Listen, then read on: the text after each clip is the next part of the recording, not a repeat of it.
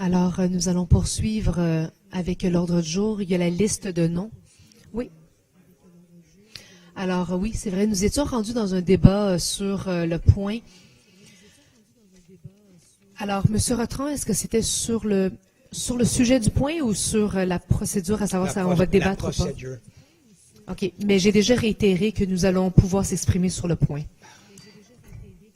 Madame la Présidente, je n'étais pas aux réunions de leaders où apparemment il y a, selon ce que j'ai entendu, un gentleman's agreement pour faire quelque chose de différent qui n'est jamais fait dans le passé. Madame la Présidente, Madame Fumagalli, M. Rapana et moi sommes des indépendants. Il y a obligation de l'administration de nous approcher avant s'il veut changer les règles, d'avoir notre consentement, ajouter un item à l'ordre du jour ou de clarifier quelque chose sur l'ordre du jour. Ce n'était pas fait. La première fois que j'entends que les règles ne vont pas être les règles ce soir, être quand M. Limoges se lève pour dire qu'il suggère de faire les choses autrement. Premièrement, j'aimerais que mes droits sont confirmés. Article 109 à 111 de le règlement me donne le droit de demander un vote sur n'importe quel item sur l'ordre du jour. Et effectivement, si la proposition que M. Limoges fait est acceptée par vous, je perds mes droits de demander soit un vote main levée, vote enregistré, ou d'inscrire ma décision sur un item sur l'ordre du jour, parce que l'item ne va pas être voté. Madame la Présidente, depuis 2005, quand l'agglomération est née, chaque item sur l'ordre du jour de Montréal a été mandaté à notre délégation. Comment se fait qu'on perd notre droit de mandater nos délégués, les gens qui parlent pour nous à l'agglomération? Vous dites que votre interprétation vous avez fait ça rapidement, article 65 de le règlement sur l'agglomération n'est pas précise. Madame, je pense dans un cas comme ça doit être précis avant que vous donniez raison à M. Limoges. Autrement, tous les autres membres du Conseil qui ne siègent pas à l'agglomération perdent la possibilité de s'exprimer sur la motion de la maire Rouleau de Dorval. Celle qui va être là va l'entendre, va le débattre. Je comprends que peut-être M. Limoges est un peu mal à l'aise avec le fait qu'il ne peut pas amender la motion de la maire Rouleau qui est devant nous autres. Il va voter oui ou non si c'est un vote ici au Conseil. Et je comprends, ce n'est pas un vote libre, il demande aux délégués de Montréal à l'agglomération.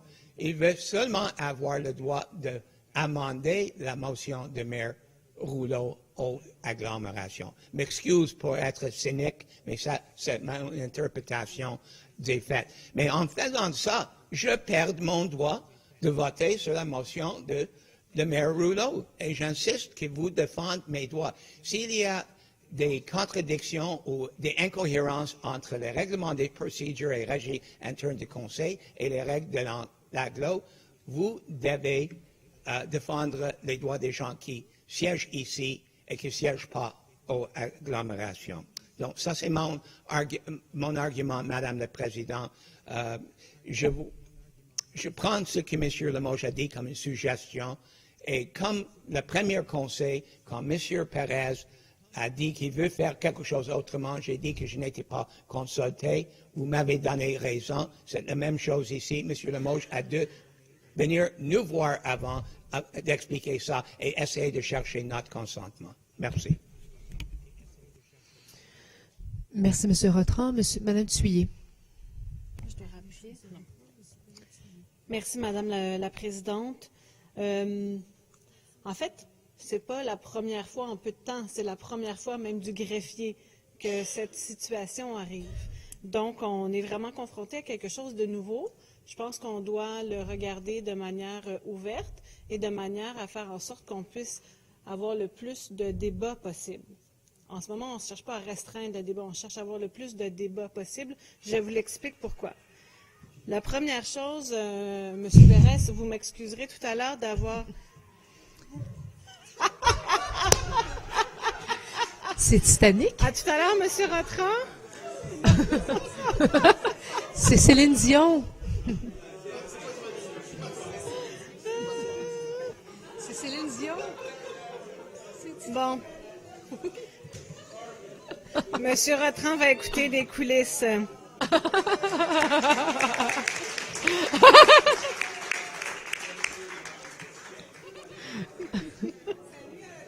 Mais c'est un appel à l'amour, alors c'est parfait.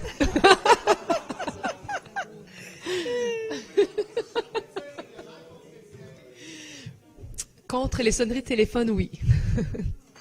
Madame Thuillier. Alors, ça aurait été une bonne idée, puis c'est la première idée, puis vous m'excuserez, M. Perez, d'avoir réagi fortement tout à l'heure à votre proposition, parce qu'on en a discuté en réunion des leaders, et on a tout de suite vu que ce n'était pas possible de réunir le point 6501 du Conseil d'agglo et la motion de l'opposition officielle sur ce point, ce que vous avez proposé tout à l'heure, pour la simple et bonne raison que dans un cas, on est dans l'administration, donc c'est l'administration qui a le droit de réplique, et dans l'autre cas, on est dans les motions de l'opposition officielle, et c'est l'opposition officielle qui a le droit de réplique. Donc, forcément, on ne peut pas discuter des deux motions en même temps. Donc, c'est ce qu'on appelle une fausse bonne idée. Ça aurait été une bonne idée, mais ce n'est pas possible. La deuxième chose, c'est que quand on dit qu'on veut ouvrir le débat le plus possible, c'est que si on discute de la motion maintenant et qu'on met un amendement maintenant et qu'on s'entend sur une déclaration maintenant, c'est cette déclaration qui sera déposée au conseil d'agglomération, modifiée. Mais c'est pas ça qu'on veut. Au conseil d'agglomération, on souhaite que pour une fois, c'est la première fois en 15 ans? En 13 ans. C'est la première fois en 13 ans qu'un conseiller maire de l'agglomération dépose une motion. Est-ce qu'on peut laisser ce conseiller déposer une motion? Oui. Alors, on n'y touche pas. C'est ça qu'on cherche à faire. On cherche à juste être une boîte aux lettres. On prend la motion, on l'a reçue et on vous propose de l'envoyer directement au conseil d'agglomération. C'est le minimum de respect qu'on peut avoir pour les conseillers qui siègent au conseil d'agglomération et qui ne siègent pas au conseil municipal. Et la troisième raison, qui à mon sens est encore plus forte, c'est que oui, on va en discuter de ce dossier-là, parce qu'on a une motion sur le même sujet de l'opposition officielle. Alors, la motion, elle n'est pas écrite de la même façon. Mais le sujet, est-ce qu'on peut se dire, on va en parler en long, en large, en travers demain? Donc, les personnes qui siègent au conseil d'agglomération vont déjà avoir l'ensemble du dossier, vont avoir l'ensemble des positions, et nous pourrons discuter à la fois au conseil municipal de ce sujet-là, et prendre une décision, et au conseil d'agglomération de ce sujet-là, de prendre une décision. Donc, la proposition de M. Limoges, c'est de respecter une grande partie de la démocratie, d'agir aujourd'hui, maintenant, comme une boîte aux lettres, et d'envoyer la motion au conseil d'agglomération sans y toucher. Merci, Mme Thuillier. M. Limoges.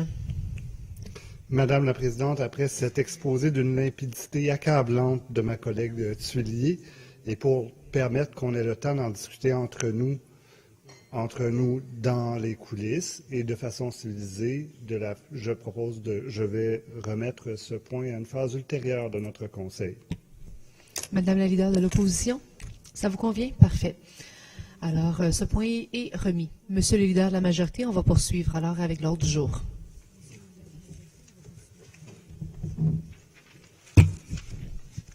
Madame la Présidente, alors, c'était le dernier point de l'agglomération. Ce n'est pas le dernier point de l'agglomération parce que, naturellement, excusez mon ordre du jour.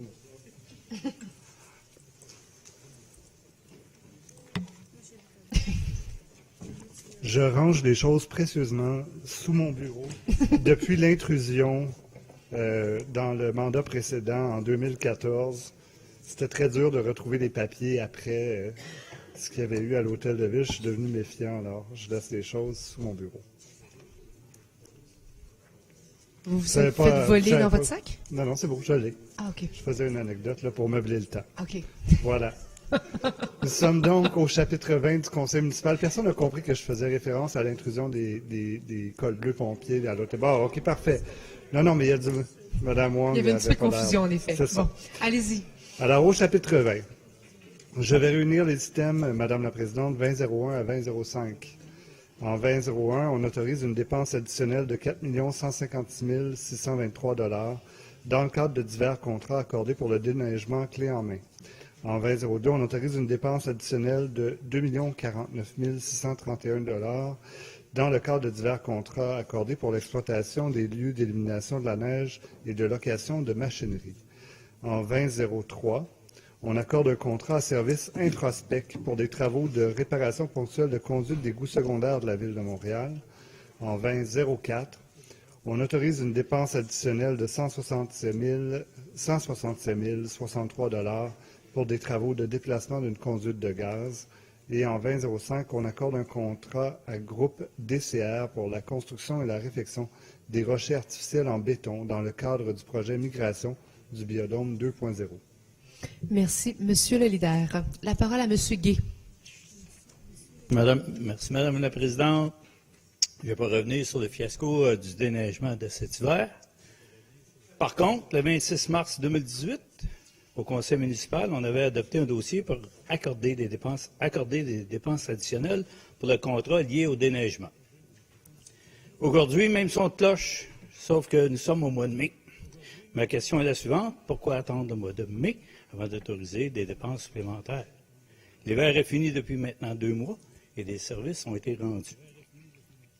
Combien de temps devront attendre les fournisseurs de services avant d'être payés?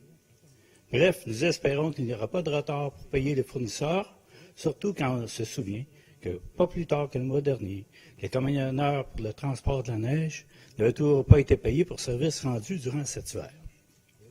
D'ailleurs, au dernier conseil municipal, nous avions posé une question simple, soit de savoir combien de temps les camionneurs auraient-ils à attendre avant d'être payés. Nous n'avions eu aucune réponse de la part de M. Doré, qui avait préféré rejeter la faute sur les arrondissements qui ne délivraient pas leurs chiffres à temps. Dans le déneigement, tout le monde a des responsabilités. Et l'une des responsabilités de l'administration est de payer à temps ses adjudicataires.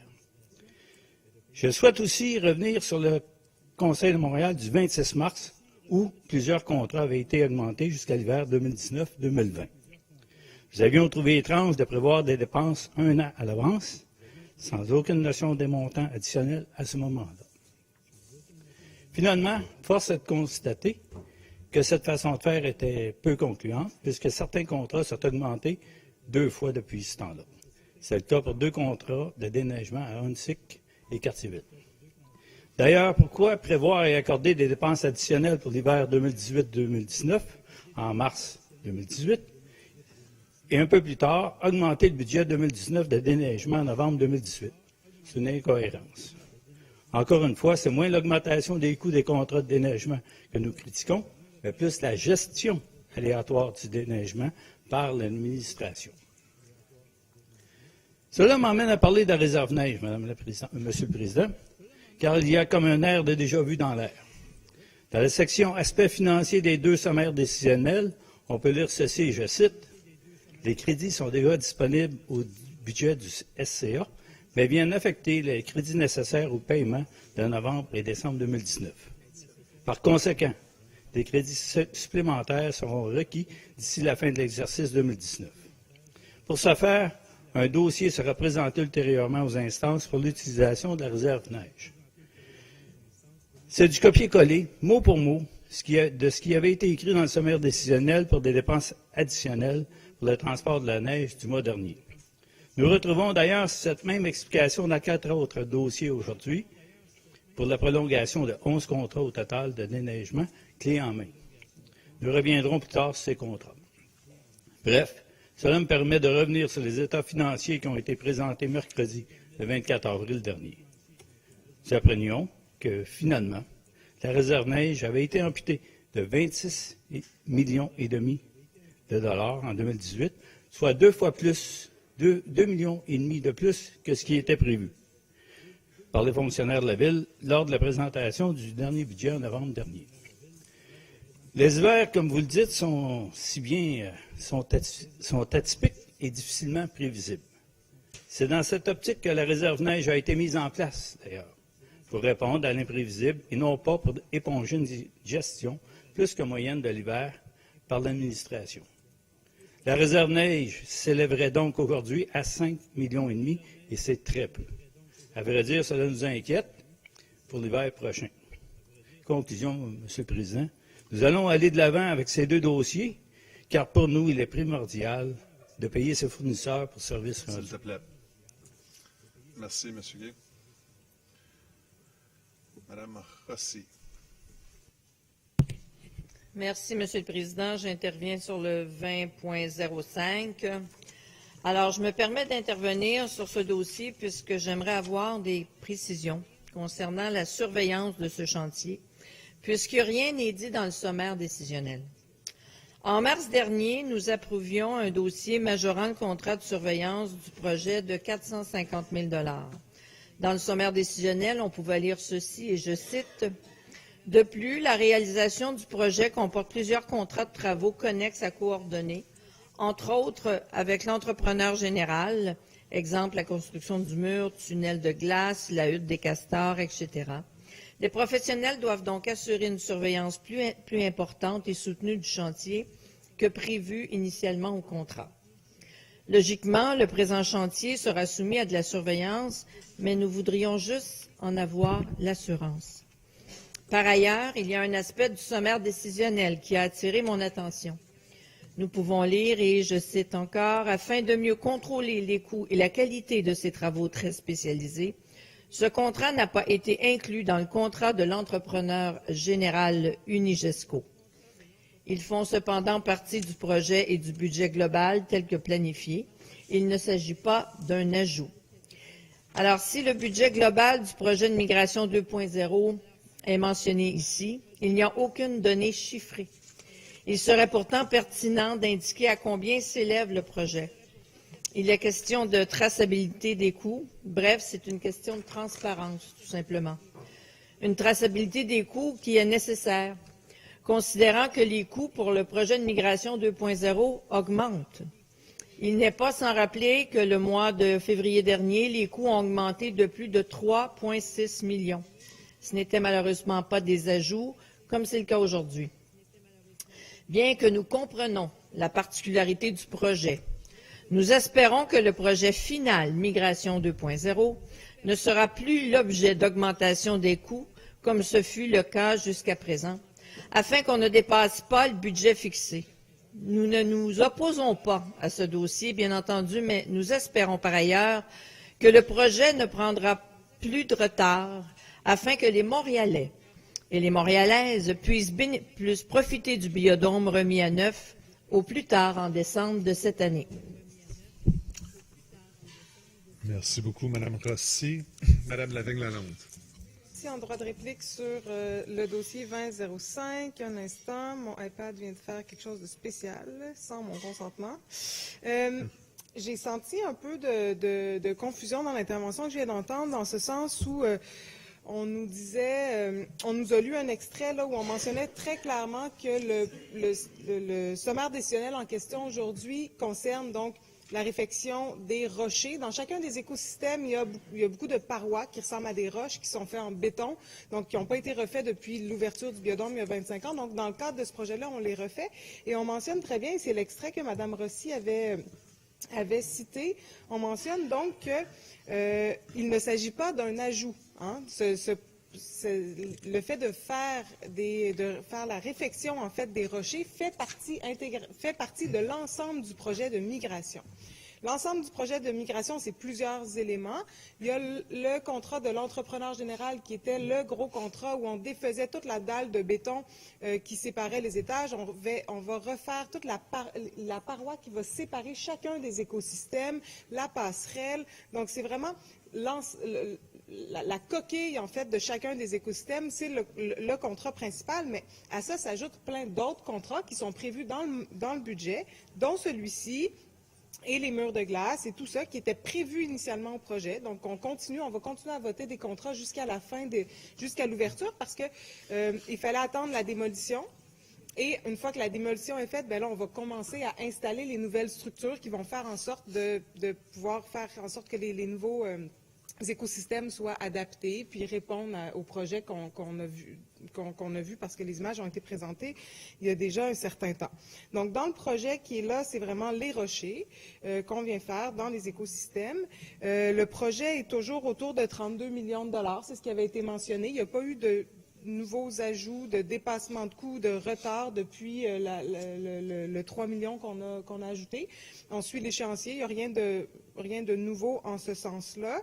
Et je voulais dire autre chose par rapport à la surveillance du chantier. Mais ce qui est en lien avec le sommaire qui nous concerne aujourd'hui, c'est un des nombreux contrat qui a lieu dans l'ensemble de ce projet-là, mais il n'y a pas une surveillance spéciale pour ce contrat-là. Il y a une surveillance pour l'ensemble de tous les chantiers qui ont lieu au Biodôme, avec un comité qui se réunit de manière hebdomadaire, qui nous font des comptes rendus. Donc, il n'y a rien de spécifique à ce projet-là parce que le comité est là en permanence pour s'assurer du bon fonctionnement puis des liens entre les différents entrepreneurs sur le site.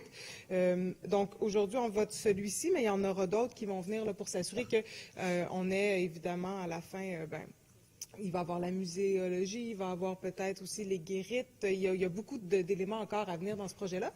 Mais à chaque fois qu'on les voit passer, ce ne sont pas des ajouts et des sommes supplémentaires. C'est toutes des sommes qui sont prévues à l'enveloppe globale du projet. Merci beaucoup. Il n'y a pas d'autres interventions inscrites. Les points sont adoptés. Monsieur le leader. Monsieur le Président, on va poursuivre en réunissant les systèmes 2006 à 2010. Et en 2006, on accorde un contrat à Roland Grenier Construction Limitée pour l'installation de bassins de production des plantes Victoria au Jardin botanique de Montréal. En 2007, on approuve un projet de bail par lequel la Ville de Montréal loue à Théâtre BTW pour une période de 3 ans les locaux 432-460 de l'immeuble au 3680 rue Jeanne-Mance. En 2008, on approuve un projet de prolongation de bail par lequel la Ville de Montréal loue à l'organisme Densité pour une période additionnelle de 3 ans les locaux situés au 4e étage de l'immeuble au 3680 rue Jeanne-Mance. En 2009, on accorde un soutien financier de 170 000 $ à la Société des musées de Montréal dans le cadre de l'entente sur le développement culturel 2018-2021. Et en 2010, on autorise une dépense additionnelle de 4 442 000 $ pour les prolongations pour l'hiver 2019-2020 de 5 contrats de déneigement clés en main. Merci. Madame Rossi. Merci, Monsieur le Président. Alors, j'interviens sur le 20.07. Alors, à Montréal, la communauté noire se situe au premier rang des minorités visibles. Elle est plurielle, elle est diverse, elle est culturellement riche, elle est africaine, elle est caribéenne, elle est nord-américaine. En tant que parti prônant la diversité, Ensemble Montréal tient à souligner que le Black Theatre Workshop, la plus vieille compagnie de théâtre dédiée à la promotion de la culture et de l'art noir au Canada, est ici, chez nous, à Montréal. Depuis 1972, le théâtre s'est engagé pour diversifier et démocratiser les arts au Canada. La mission du théâtre est d'encourager et de promouvoir le développement du théâtre noir et canadien, mettant en vedette des artistes, des écrivains, des créateurs noirs. Il fait aussi la promotion des collaborateurs créatifs interculturels entre les artistes. Leur travail et leur détermination ont été récompensés à maintes reprises. Pour 2016-2017, ils ont remporté 2 Meta Awards, c'est-à-dire le Montreal English Theatre Award, et 10 nominations. Pour 2015 à 2016, ils ont remporté 7 Meta Awards sur 13 nominations. En tout, depuis 2014, le théâtre a reçu 17 Meta Awards, en plus de 3 SOBA, Sound of Blackness Award, et de 9 MECA, Montreal Canadian Award. À chaque saison musicale, le théâtre récompense un artiste visionnaire. Parmi les récipiendaires du prix, nous pouvons noter Winston Sutton, Danny Laferrière, Tony Lee Williams, Bertrand Henry, Jerry Brown, Oscar Peterson, Dorothy Wells et encore notre cher ami Oliver Jones. Ensemble Montréal ne cesse de faire la promotion de la diversité montréalaise et celle-ci passe souvent par les arts et la culture. Nous sommes donc toujours très heureux de soutenir la belle initiative comme celle du Black Theatre Workshop. Et je citerai un rapport de Culture Montréal qui dit « La culture joue un rôle fondamental dans le développement de Montréal ». Merci, M. le Président. Merci, Mme Rossi. M. Pérez. Merci, Monsieur le Président. C'est sur le 20.10. Lorsque j'ai lu ce sommaire décisionnel, mais également les sommaires décisionnels connexes de 2.11, 13 et 14, qu'on aura la chance de débattre dans un moment, je suis devenu un peu perplexe. Perplexe quant à certaines affirmations à l'intérieur de ce sommaire décisionnel, mais également à l'égard des autres. Perplexe quant aux énoncés concernant le justificatif de vouloir prolonger les contrats et quant aux impacts majeurs qu'auront le non-renouvellement de ces contrats. Perplexe parce qu'il y a certaines incohérences, pour ne pas dire des contradictions, entre certains énoncés dans ces sommaires décisionnels. Je vais donner des exemples concrets sur le 20.10, Monsieur le Président, bien qu'on n'est pas encore arrivé aux autres points. Évidemment, je peux y faire référence, donc je ne voudrais pas que ce soit un enjeu de recevabilité.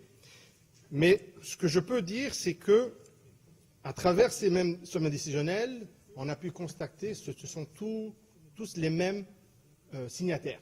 Donc, ce n'est pas une question de travailler en silo, ce n'est pas une question qu'une personne ne sait pas ce que l'autre personne fait. Et ce que je déduis, et jusqu'à preuve du contraire, je suis prêt d'être à l'écoute de la part de l'administration suite à leur réponse, c'est qu'il me semble qu'il y a une volonté d'éviter de retourner en appel d'offres à tout prix cette année pour ces contrats-là. Comme nous le savons, un des objectifs premiers de la politique de déneigement qui a été adoptée en 2015 pour la première fois était d'avoir une meilleure synchronisation et coordination des opérations de déneigement entre les arrondissements. Mais depuis 2016, suite au rapport de l'inspecteur général sur justement les pratiques dans l'industrie de déneigement, il s'est ajouté un autre objectif, un autre élément qui a été mis en pratique depuis 2016. Et c'est évidemment suite à une recommandation du BIG, je vais la lire, qui est de combattre la collusion dans le domaine de déneigement afin de regrouper les appels d'offres qui viennent à échéance la même année en un seul et même appel d'offres, et c'est pour chaque catégorie de contrat de déneigement. Cette mesure aura pour effet de rendre plus difficile le contrôle du marché par les entrepreneurs et de susciter davantage de concurrence. Fin de citation. En clair, à travers cette façon de faire, on veut synchroniser l'échéance des contrats qui va permettre de retourner en appel d'offres de façon systématique, planifiée, stimuler la concurrence. C'est la logique du marché et c'est ce qui a été fait depuis 2016. D'ailleurs, l'année passée, en août 2018, nous avons accordé 16 contrats de déneigement pour 4 arrondissements d'une valeur de 80 millions de dollars le 20 août dernier, justement pour faire face à cette situation. Et dans ce même sommaire décisionnel, il a été dit, et je cite, « Les durées variables des contrats sont nécessaires pour repartir le plus équitablement possible dans le temps le renouvellement des contrats. Toutes les normes opérationnelles sont désormais harmonisées afin de respecter les exigences de la politique de déneigement de la ville. » Fin de citation. C'est pour ça que l'année passée, lorsqu'on a octroyé parmi ces 16 contrats, il y avait des contrats de Saint-Léonard. Et Saint-Léonard, on avait octroyé des contrats d'1 an. Ce que nous savons, ce n'est pas la norme. Habituellement, lorsqu'on va donner un contrat, ça peut varier de 3 à 5 ans, dépendamment des différentes perspectives. Mais d'emblée, pour effectuer ou bien octroyer un contrat d'1 an, c'est véritablement l'exception. Et ça s'explique en partie parce que justement, on voulait bien synchroniser les contrats, je parle de l'année passée, avec des contrats qui venaient à échéance cette année, notamment ceux sur lesquels on demande une prolongation. Donc, Est-ce qu'on a le droit de prolonger? Absolument, c'est prévu dans l'appel d'offres. Mais la question, c'est le pourquoi. Le pourquoi, et j'ai besoin d'un éclaircissement très précis là-dessus, parce que on vient changer la synchronisation des contrats. Ce qu'on vient de faire, ce qu'on veut faire à travers ce geste, ce vote, c'est repousser plusieurs autres contrats à échéance l'année passée pour que les autres qui viennent à échéance, il y aura peut-être trop à échéance l'année passée et ça nous causera un problème. Et lorsque j'examine la justification dans le GDD, on parle tout simplement l'arrondissement a donné son accord. C'est la justification pour laquelle on veut octroyer ce contrat. J'ai eu la chance de parler au maire de l'arrondissement de Saint-Léonard, également de Saint-Laurent, et ce qu'on me dit, c'est qu'il y avait une demande de la part de la SCA à cet égard et qu'il n'y avait pas d'objection dans ce contexte-là. Alors, il faut nous comprendre le pourquoi. Ça, c'est un constat, ça veut dire qu'il n'y a pas un objectif, mais il faut comprendre le pourquoi. Il faut comprendre pourquoi à cet égard-là. Et d'autant plus que, habituellement, lorsqu'on veut justement prolonger un contrat, c'est recommandé, c'était une recommandation du BIC dans un autre rapport, d'essayer de faire une évaluation de marché. Je ne sais pas si ça a été fait dans le cas. En tout cas, le GDD n'en mentionne pas. Donc, à notre égard, à prime abord, il y a certaines lacunes quant au justificatif et il semblerait que ça va à l'encontre de la pratique des dernières années, justement pour s'assurer qu'effectivement, on puisse synchroniser les contrats et respecter la recommandation du BIG. Lorsqu'on regarde d'autres contrats, notamment Hatzik-Cartierville, on vient parler un peu de la même chose, mais autrement. On parle de 9 contrats de déneigement, clés en main, viennent à échéance cette année. Le présent dossier, donc le dossier qu'on va discuter prochainement, veut prolonger 2 des 9 contrats. Et la raison pour laquelle qui est donnée, je cite, l'arrondissement détient 9 contrats de déneigement, clés en main, qui viennent tout à échéance cette année. La prolongation de 2 de ces contrats permet de diminuer le risque d'avoir de nouveaux entrepreneurs dans tous les secteurs. Fin de citation. Alors, il me semble, Monsieur le Président, il semblerait que ce justificatif de vouloir limiter effectivement le renouvellement à seulement 2 va à l'encontre justement de cette logique que j'ai soulignée, notamment de synchronisation. Et si effectivement on veut dire qu'on veut avoir diminué le risque, moi je pense si on veut plus de concurrence, justement, il faudrait permettre d'avoir une opportunité à plus de joueurs de soumissionner sur les 9. S'ils vont soumissionner sur les 7, on va effectivement diminuer le potentiel de concurrence et avoir des joueurs qui peut-être avec une valeur d'échelle ou une économie d'échelle pourraient donner un meilleur prix. Mais également, la question qui se pose, c'est pourquoi limiter à 2 contrats? Si effectivement il y a une logique à cet égard-là, si effectivement il y a une logique au fait qu'on a seulement, on veut limiter ça à 2, il faut expliquer pourquoi 2, pourquoi pas 4. Et si on veut limiter à 2 ou à 4, il faut expliquer pourquoi ces secteurs, il faut absolument que ce soit ce secteur-là. Or, le GDD est complètement muet à cet égard-là. Alors, nous, évidemment, également, je dirais que ça va à l'encontre de nos politiques de gestion contractuelle, ou plutôt notre règlement de gestion contractuelle et notre politique d'approvisionnement.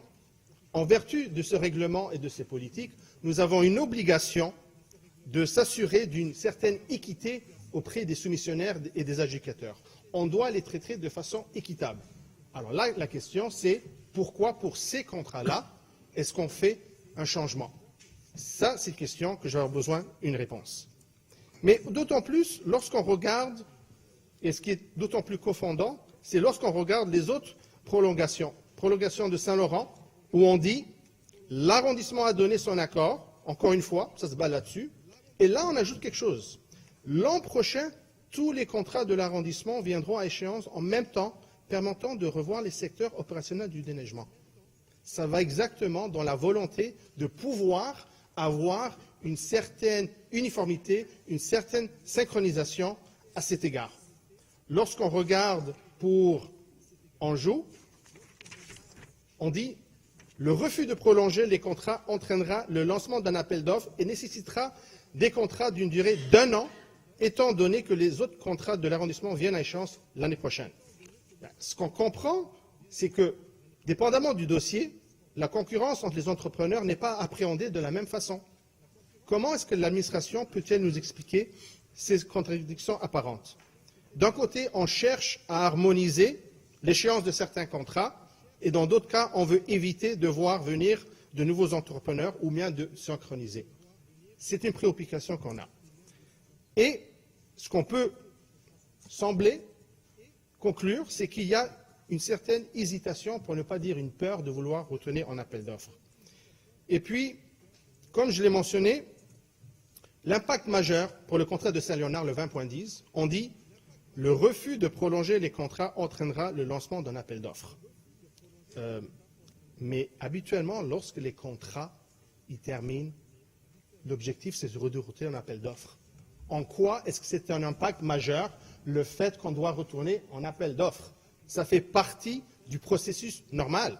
Il faudrait expliquer pourquoi on ne peut pas aller en appel d'offres, peut-être. Ça, peut-être, si on avait de l'information dans ce genre-là, dans le GDD, avec plus d'informations auprès des élus, ça serait quelque chose qui nous aiderait à prendre une décision éclairée. Mais il est mis encore une fois là-dessus.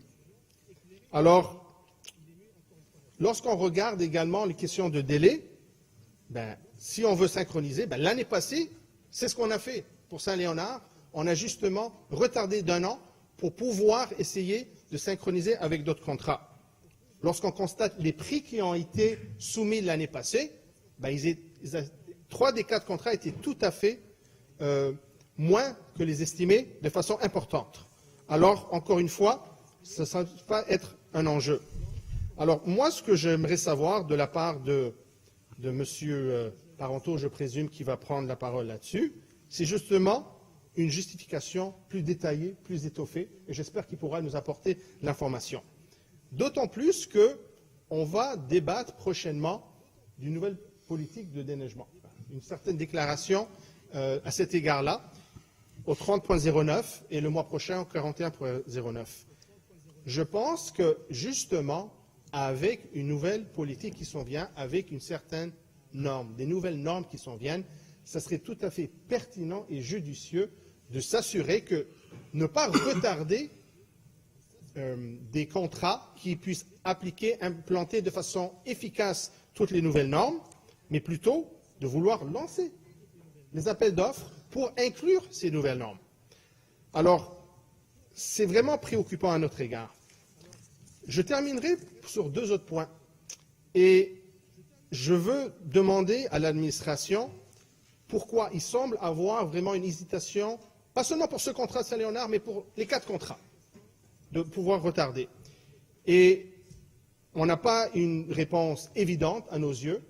Et lorsqu'on examine les impacts non écrits concernant ces contrats-là, concernant le renouvellement, plutôt qu'aller en appel d'offres, on apprend 2 choses. Premièrement, on apprend qu'il n'y aura pas, dans ces contrats-là, l'inclusion de formations obligatoires pour conduire la machinerie des employés des firmes externes. Nous savons que c'est un enjeu qui avait été soulevé plus tôt cette année. Nous savons également qu'il y a eu un engagement afin de revoir cela.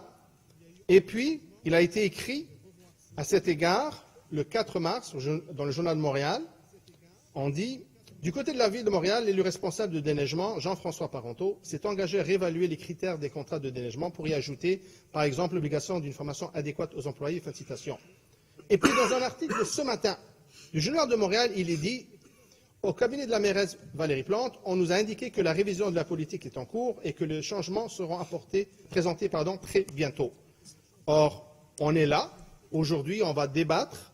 Il y a des changements qui sont apportés. C'est un changement qui n'est pas inclus. Alors, encore une fois, est-ce une raison pour éviter de devoir inclure cette obligation avec un nouvel lancement d'appel d'offres, parce que nous savons que dans les prolongations, on ne peut pas les rajouter. Même point, je termine là-dessus, c'est une question... Je termine bientôt, j'ai 20 minutes, Monsieur Deschamps. Ça vous va? S'il te plaît. OK, merci. Pas que j'ai besoin de votre permission. S'il te plaît. Merci. On continue. Alors, Monsieur le Président, je termine là-dessus, sur le fait qu'il y a également eu un engagement de la part de l'administration, de la part de M. Parenteau, afin d'inclure dans tout nouveau contrat, à partir de la fin du premier trimestre de 2019, une question des barres latérales pour la machinerie lourde. Encore une fois, si on prolonge les contrats, on n'aura pas les obligations de les inclure parce qu'on ne peut pas ajouter ce changement. Nous savons à quel point que c'est quelque chose qui tient à cœur de la part de l'administration, à tel point que c'était suite à notre motion au mois d'octobre, il y a eu un engagement. Ils l'ont depuis rajouté dans le plan d'action Vision Zéro, où il y a eu formellement cet engagement à cet égard-là. Alors, évidemment, c'est quelque chose on a besoin de beaucoup d'éclaircissements. Il y a énormément de coïncidences à cet égard-là, et on espère que M. Parenteau pourra nous satisfaire avec ses réponses. Merci bien. Merci beaucoup, M. le chef de l'opposition. Mme Rossi. Oui, bonjour, Monsieur le Président. Je m'excuse, je n'ai pas parlé sur les 2 points tantôt. Je reviens sur le point 09, où on parle de la subvention, d'un accord d'une aide financière accordée à la Société des musées. Alors, bien entendu, le virage numérique des musées et leur accessibilité fait tout en notre honneur. Hein. Il faut se dire que la Société des musées fédère plus de 50 musées à Montréal et joue un rôle très, très, très important dans la démocratisation de la culture à Montréal. Alors, on est comme Montréalais, on est tous et toutes fiers de les accompagner dans leur rôle. Alors, je veux juste en profiter pour convier les Montréalais à la Journée des musées le 26 mai 2019, où 26 musées seront gratuits toute la journée pour permettre aux Montréalaises et aux Montréalais de découvrir nos musées. Alors, il ne faut pas oublier dans ces musées-là, le musée de la biosphère qui est à aller visiter. Alors, aussi, une fois que les Montréalais se seront attachés à nos musées suite à cette journée-là, et il ne faut pas oublier que tous les premiers dimanches du mois, les musées sont gratuits. Alors, c'est bien de visiter nos musées et d'en faire la découverte, c'est ça. Merci. Merci beaucoup, Mme Rossi. Monsieur Parenteau.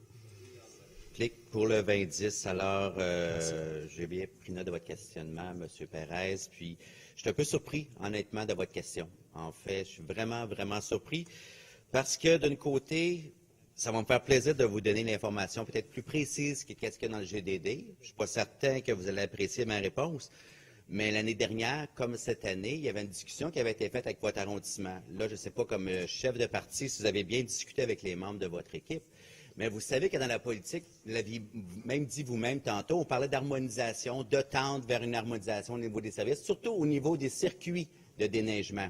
Évidemment, l'année passée, quand je suis arrivé pour présenter la proposition, en fait, les services ont présenté à Saint-Léonard, j'ai eu droit à une crise du bacon pour dire non, moi, on ne touche pas au nombre de kilomètres chez nous, puis je ne veux pas rajouter une demi-journée, tout ça. On était bons joueurs, j'ai dit on va valider la question. Fait qu'on a renouvelé seulement qu'1 an pour ça.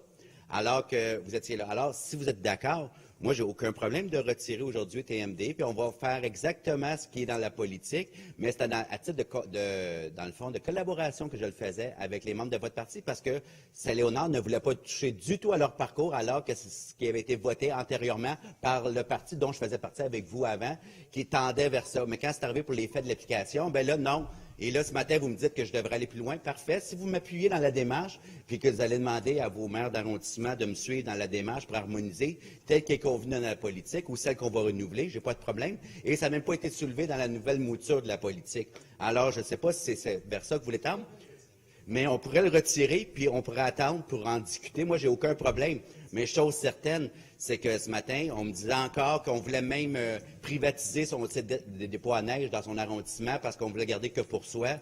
Alors, si on parle, parce que même je pense à la mairesse Black qui est à côté, qui aurait pu accès parce qu'on voulait le privatiser, moi, je pense qu'avant de poser des questions comme ça, s'assurer de parler à tous les membres de son équipe, s'assurer le pourquoi du comment, parce que ça, c'est en règle de régie interne que vous voudrez régler entre vous avant de nous poser des questions sur des contrats qu'on donne alors qu'on collabore entièrement avec vous, ce dossier-là.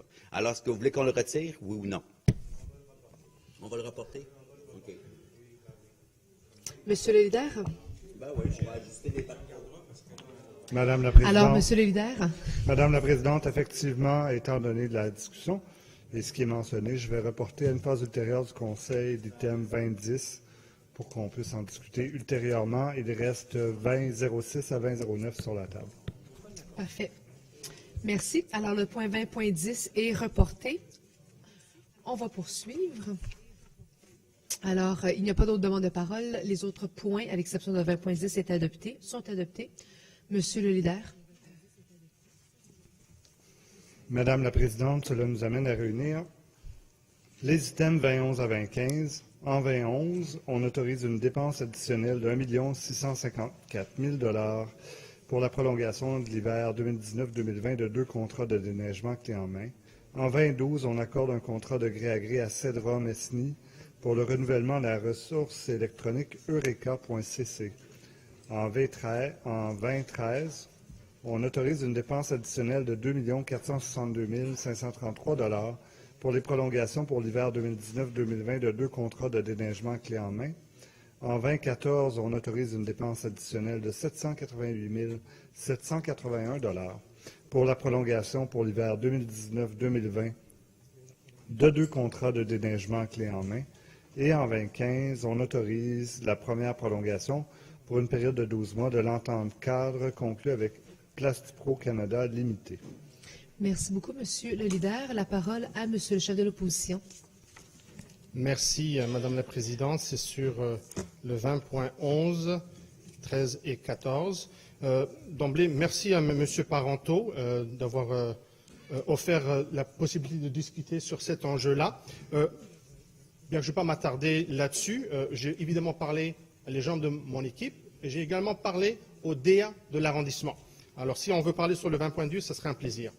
Mais ça, c'était un point. Je pense que je soulevais énormément de points, mis à part la question du renouvellement de Saint-Léonard.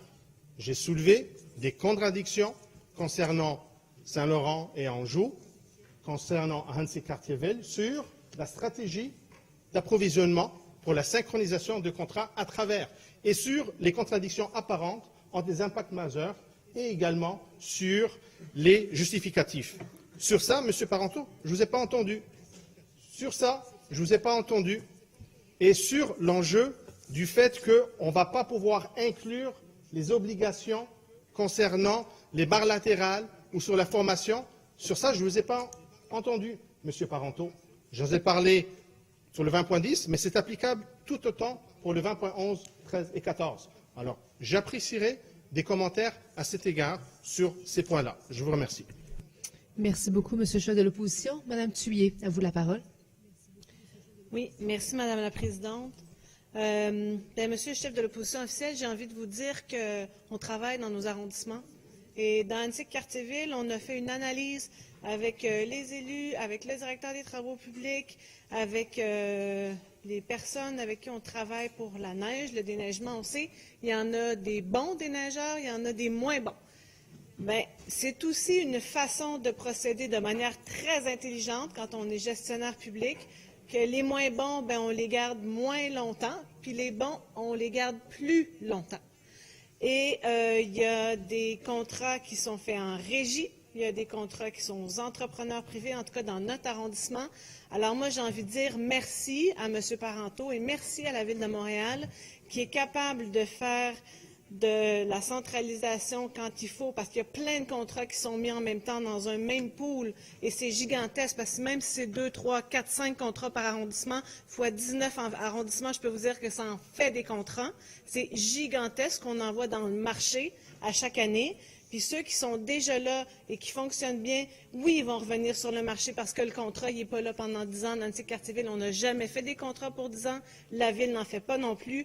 Donc moi, je trouve que la Ville trouve une façon très saine de fonctionner, c'est-à-dire qu'on peut faire des choses ensemble, centralisées, mais on laisse aux arrondissements le soin de décider, le soin de réfléchir, ce qu'on ne faisait peut-être pas dans les dernières années en matière de déneigement.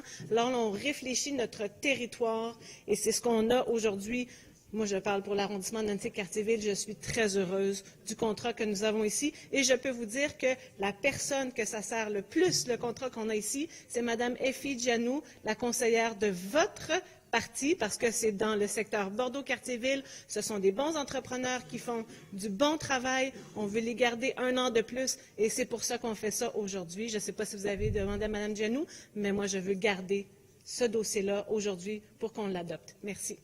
Merci beaucoup, Mme Thuillier. Monsieur Parenteau. Merci, Madame la Présidente. Alors, droit de réplique pour le 20, 11, 13, 14. Alors, Monsieur le chef de l'opposition souhaite prendre la parole sur un de ces points-là encore. Peut-être revenir tout à l'heure, Monsieur Parenteau. Monsieur le chef de l'opposition. Merci, Madame la Présidente. Merci pour votre intervention, Madame Thuillier.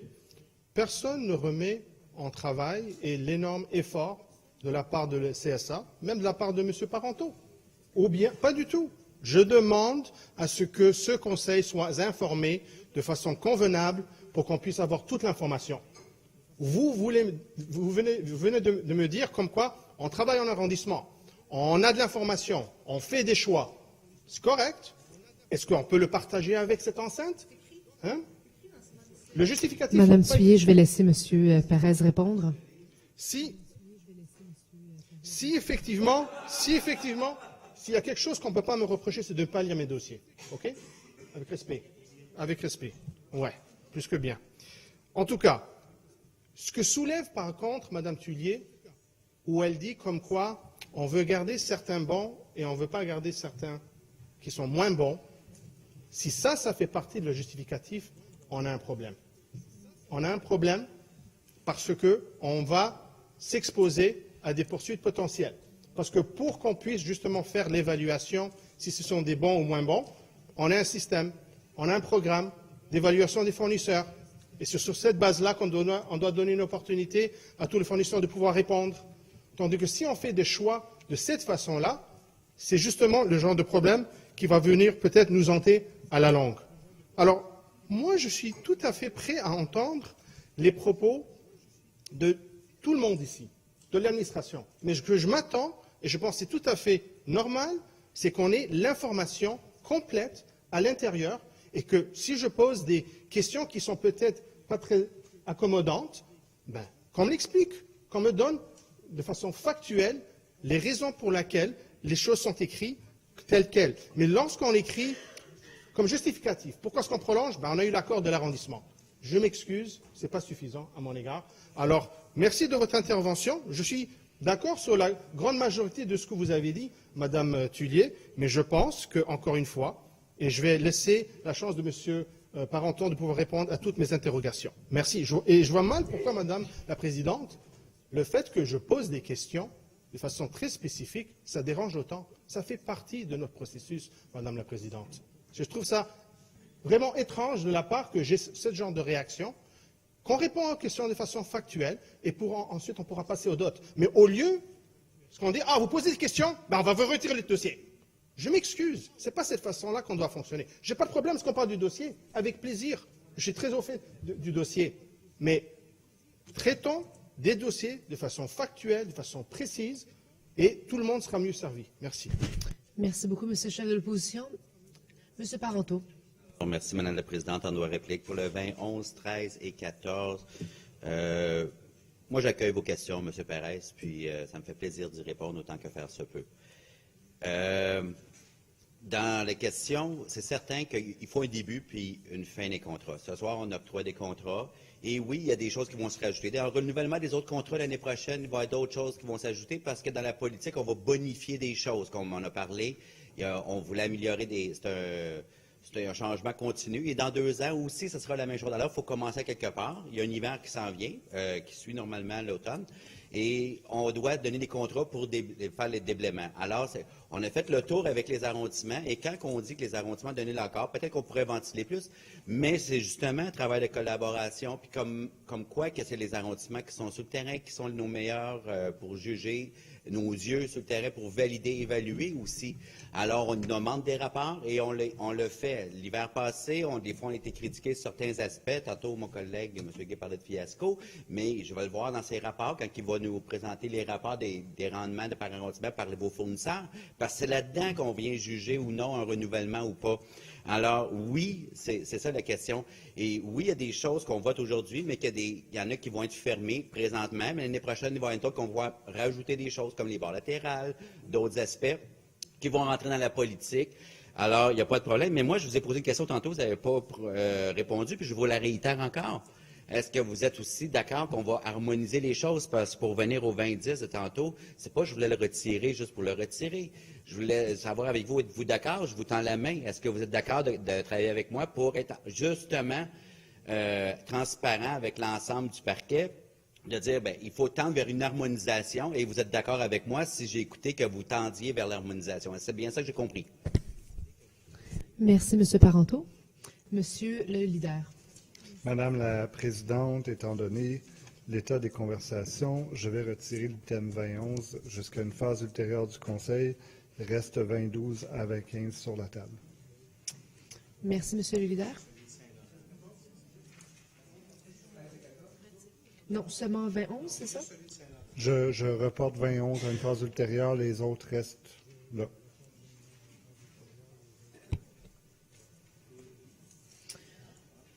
Alors, les points sont adoptés et 2011 va être reporté. Exactement. Ce qui nous amène aux items 2016 à 2020. Et en 2016, on accorde un contrat à Groupe Lefebvre MRP pour les travaux de rénovation du système d'imperméabilisation du biodôme de Montréal. En 2017, on conclut une entente cadre d'une durée de 18 mois avec Caprea Experts Immobiliers. En 2018, on accorde un contrat de service professionnel en architecture et en ingénierie à CGA Architectes et à FNX Innov. En 2019, on approuve la promesse d'achat et de vente ainsi que le projet d'acte par lequel la Ville vend à Sa Majesté la Reine du Chef du Canada un terrain vacant situé entre les rues Notre-Dame-Ouest et Saint-Jacques. Et en 2020, on accorde un soutien financier de 400 000 $ au Festival Transamérique. Merci, Monsieur le leader. Madame Boivin-Roy. Merci beaucoup, Madame la Présidente. Alors, sur les dossiers 2017 et 2019, dans le dossier 2017, il s'agit d'un dossier où on octroie une entente cadre pour des services professionnels requis en évaluation immobilière dans le cadre de l'application du règlement 17055 concernant la contribution aux fins de parc. On se souviendra qu'en juin dernier, le règlement 17055 avait pris effet et avait entraîné une application uniforme pour les arrondissements. Lorsqu'on lit le sommaire décisionnel, il y a entre autres, à partir de maintenant, lorsque cette nouvelle entente cadre sera valide, la possibilité pour un adjudicataire de contester, en fait, pas l'adjudicataire, mais plutôt les gens qui vont avoir déposé une telle demande et qui vont devoir subir des frais de parc, qui vont pouvoir contester de la valeur là, du terrain. Et la question qu'on se pose, c'est puisqu'on ne sait pas exactement, là, relativement à la dernière année qui vient de passer, combien de contestations il y a eu, si tant est qu'il y a eu des contestations. Alors, première question. Et deuxième question, le sommaire décisionnel parle également d'une reddition de compte mensuelle pour le futur qui va tenir compte des détails des services rendus par chaque arrondissement demandeur. Alors, quelle a été la reddition de compte pour la première et dernière année là, qui vient de passer relativement à l'application du règlement depuis le 19 juin 2018? Alors, ce sont les deux questions sur le dossier 2017. Et ensuite, question sur le dossier 2019. On fait référence relativement à deux appels publics qui ont été annulés en 2005 et 2012. Et ensuite, on parle d'un appel public de soumission qui a été annulé par le comité exécutif suite à une réponse à une recommandation du bureau de l'inspecteur général, mais le dossier ne fait pas état exactement de quel rapport on fait référence au niveau du bureau de l'inspecteur général. Donc, si l'administration pouvait nous donner davantage de détails sur cette recommandation du bureau de l'inspecteur général. Merci. Merci beaucoup, Mme Boivin-Roy. Monsieur Caldwell. Merci, Madame la Présidente. Aux questions de Madame Boivin-Roy sur le 27, je regarde le tableau. Donc, en droit de réplique sur le 27. Je n'ai pas ces données précises-là, Madame Boivin-Roy. Je comprends que vous considérez que ce serait une bonification à apporter, justement, pour l'évolution du dossier. Je trouve que les questions sont pertinentes. Je m'engage à vous fournir ces données-là et par la suite, dans les prochains renouvellements, ça pourra être intégré, bien entendu. Alors, n'ayant pas ces données-là avec moi, je m'engage à vous les fournir et à ce que ce soit intégré pour la suite dans le processus. Merci beaucoup, M. Caldwell. Alors, ces points sont adoptés. Monsieur le leader. Madame la Présidente, cela nous amène à réunir les items 2021 à 2025. Et en 2021, on accorde un soutien financier de 350 000 $ à la vitrine culturelle de Montréal pour son plan d'action 2019-2020. En 2022, on accorde un soutien financier de 455 000 $ à Altergo pour l'année 2019. En 2023, on accorde un soutien financier de 325 000 $ à l'organisme Les Francopholies de Montréal. En 2024, on accorde un contrat de gré à gré, conformément au décret 839-2013 à AD Énergie Technologies. Et en 2025, on accorde un contrat à Charex pour des travaux d'égout, de conduite d'eau et de voirie dans la rue d'Héberville et le boulevard Gouin. Merci beaucoup. Madame Descaries, à vous la parole. Oui, c'est pour le point 2022. Donc, je tiens d'abord à prendre un moment pour saluer Madame Monique Lefebvre, fondatrice du défi Altergo. Après 38 ans à diriger Altergo et 36 éditions du défi, elle a été honorée par Sport Québec la semaine dernière alors qu'elle prenait une retraite bien méritée.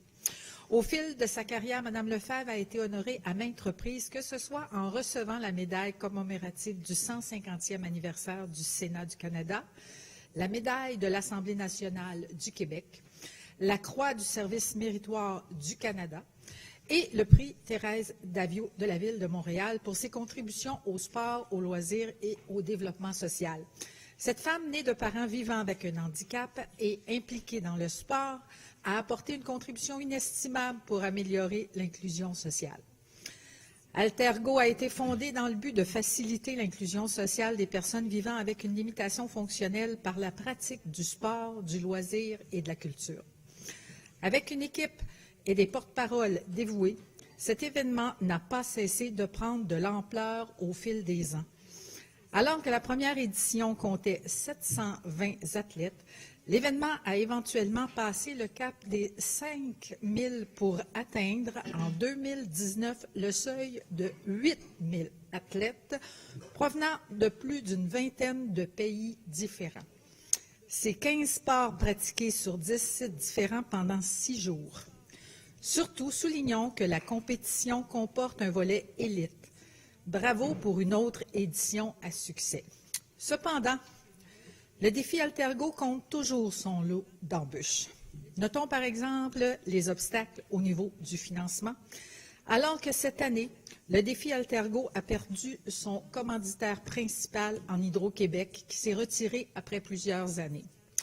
C'est une réduction de 135 000 $ en soutien financier qui a dû être comblée. Il faut continuer de réfléchir autant au sein de la Ville qu'avec notre partenaire, le gouvernement provincial, aux moyens de continuer à soutenir cet événement d'ampleur internationale. Enfin, je voudrais souligner l'importance d'investir dans des arénas et des infrastructures sportives permettant aux personnes vivant avec une limitation fonctionnelle de pratiquer des sports et des loisirs. Le défi Altergo est un exemple clair de la pertinence et du bienfait de tels investissements. Je prends l'exemple de l'aréna Owi Morens dans Parc Extension, qui est un lieu propice pour pratiquer le hockey-luge et qui permet de favoriser l'inclusion sociale. Je salue le travail que fait l'organisme Altergo à l'année longue, notamment avec le défi Altergo. Je remercie tous ceux qui sont impliqués, dont les bénévoles, et je leur dis que la Ville de Montréal continuera d'être un partenaire sur lequel ils peuvent compter. Donc, longue vie au défi Altergo. Merci beaucoup, Mme Descaries. La parole à M. de Souza. Merci, Mme la Présidente. Mme la Présidente, c'est juste une question de demande d'information pour item 2024. Ça, c'est pour le contrat accordé à AD Énergie Technologies. Puis ici, on a déjà annoncé, puis je pense qu'on s'est réjoui que le cible qu'on avait mis pour 1000 bornes de recharge pour les véhicules qui a commencé avec l'adhésion à le circuit électrique. Va bien. Je pense qu'il y avait 680 quelques qui sont déjà installés. Puis ici, nous avons 226 qui vont être ajoutés, 36 qui vont être remplacés, celles qui sont déjà en place, qui vont être déployées ailleurs, et 190 qui vont être distribués dans les arrondissements. J'aimerais bien, peut-être porter du dossier, avoir un tableau qui peut nous donner un état de la distribution, pas uniquement de la 680 ou la répartition, pour qu'on puisse juste avoir une idée combien il se trouve dans quel arrondissement, pour que, et aussi de voir par quelle moyenne les 226, moins le 36 pour centre-ville, pourraient être aussi distribués dans une façon équitable. Merci, Mme la Présidente. Merci, M. de Souza. La parole à M. Parizeau. Parfait. Alors, M. Sari ou Mme Rossi. À vous la parole. Bonjour, Mme la Présidente. Alors, j'interviens sur le 2021. Alors, Madame la Présidente, au cœur des quartiers des spectacles, la vitrine culturelle est devenue une institution pour les amateurs de théâtre, de ballet, de spectacle et autres événements culturels qui se multiplient dans notre belle métropole. Aujourd'hui, la vitrine a près de 20 ans. Tourisme Montréal a eu le mandat de le mettre en place et a su, à l'instar des autres grandes métropoles culturelles comme New York et Toronto, créer un organisme fonctionnel et populaire, efficace, voué à la promotion et à la vente de multiples activités culturelles qui se déroulent chaque année à Montréal. Comme l'indique le sommaire décisionnel, la vitrine a pour mission de présenter et de promouvoir la diversité de l'offre culturelle du Grand Montréal, et ce, dans la perspective du développement du nouveau public pour les producteurs et les diffuseurs culturels montréalais et de l'accroissement de leur achalandage. Elle est devenue aujourd'hui un outil essentiel pour le développement culturel de Montréal et a collaboré à de nombreux projets en lien avec sa mission, dont, entre autres, Passeport Montréal. Depuis sa création, elle est soutenue par la Ville et a rapporté par la vente de billets 11 millions aux organismes culturels. Depuis 2015, elle reçoit annuellement un soutien financier de 400 000 $ par année. Or, Madame la Présidente, cette année, ce soutien diminue et passe à 350 000 $ pour la durée d'un an. Selon le sommaire décisionnel, la raison d'un soutien financier réduit est qu'en 2018, la vitrine a entamé une démarche de planification stratégique pour repenser son modèle d'affaires et développer son plein potentiel.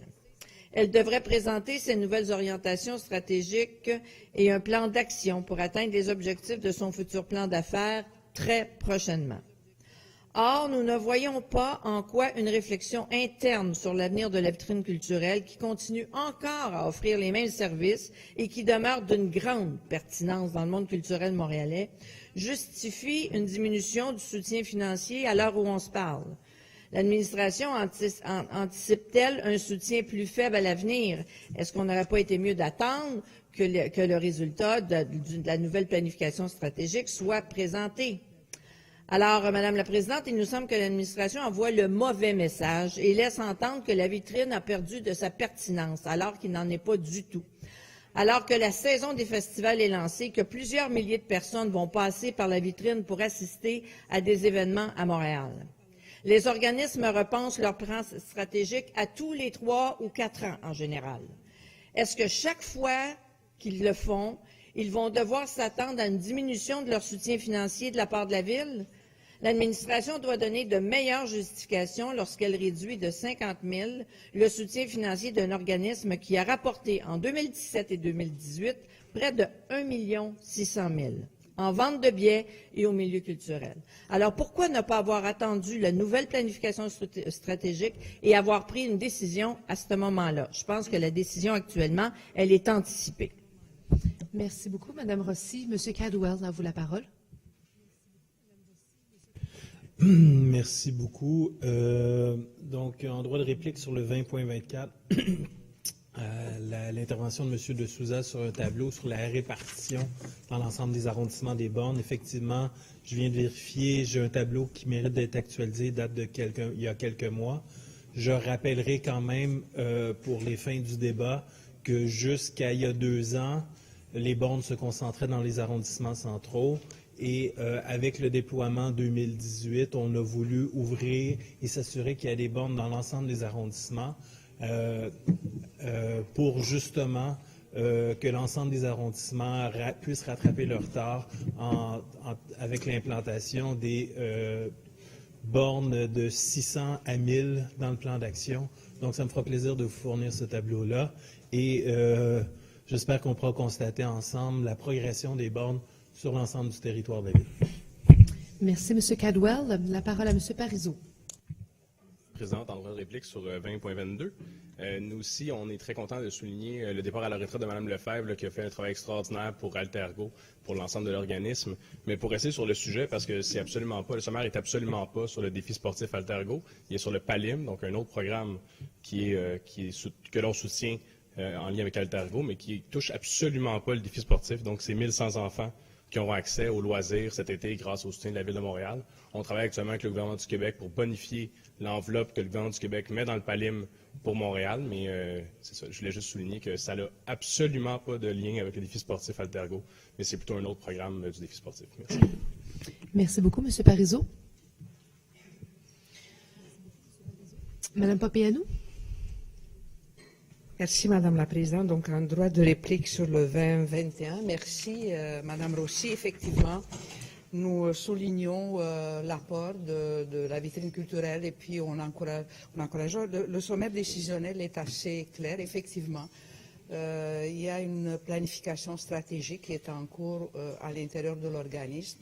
La diminution a été faite en entente avec l'organisme qui souhaite changer le modèle d'affaires. Donc, puis c'est clairement expliqué parce que en plus, on souhaite que les nouveaux services et les nouveaux projets qui vont être mis en place correspondent aux réalités actuelles. Donc, c'était une entente que le service de la culture a pris avec la vitrine culturelle et on attend avec grand intérêt la nouvelle planification stratégique. Merci beaucoup, Mme Papianou. Alors, ces points sont adoptés. Monsieur le leader. Madame la Présidente, nous continuons dans l'ordre du jour et cela m'amène à réunir les items 2026 à 2030.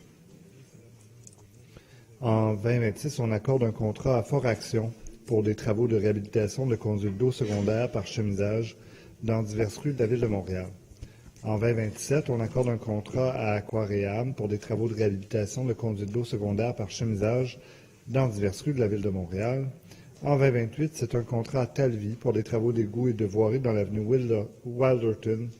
En 2029, c'est un contrat à Eurovia pour des travaux de voirie dans l'arrondissement de Rivière-des-Prairies-Pointe-aux-Trembles.